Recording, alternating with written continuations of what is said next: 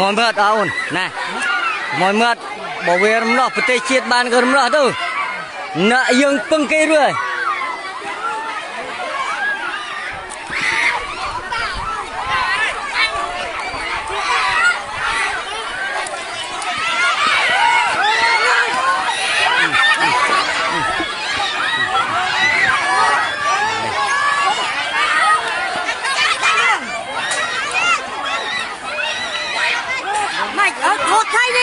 thế cái ca nghe không là rồi rừng kia đó ca nghe cha thọt đấy cho anh một cùng con anh kia anh tôi thuê kia này cho anh mình tôi thuê ca nghe anh tôi thuê một coi cái anh kia này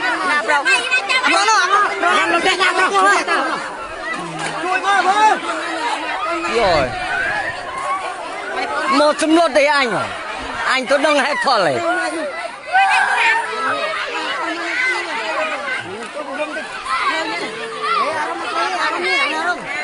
Rung rung.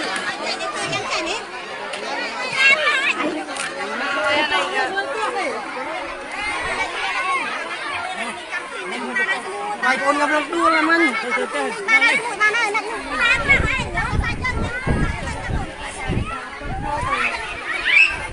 Với cái mắt.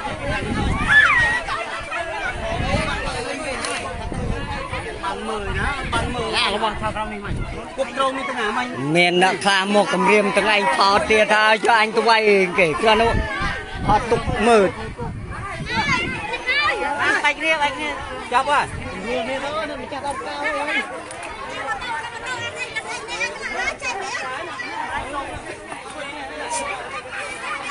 đó mày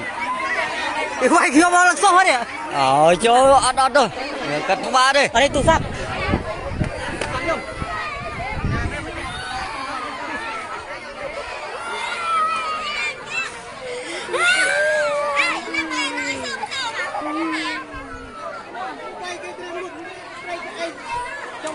miền nào khai anh kia nó thoát trong một cầm riêng mày mà anh mới tôi vay tao bị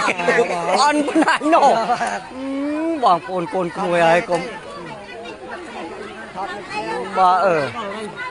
đấy trẻ thật thơ lên thôi nè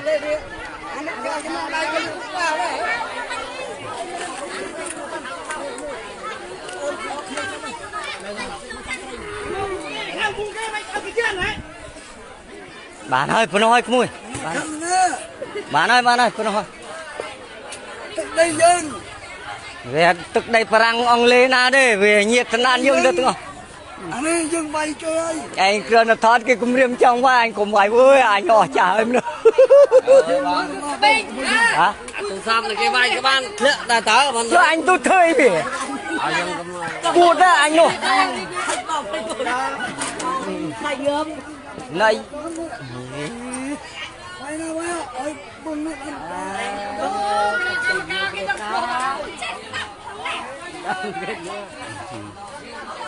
cùng chơi thể hiện bọn cô ơi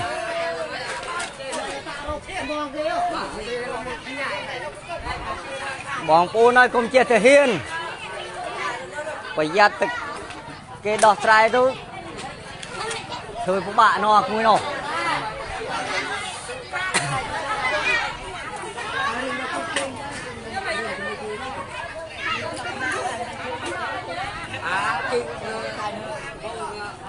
nó tụi mực nó khá họ nó đập hết chân hả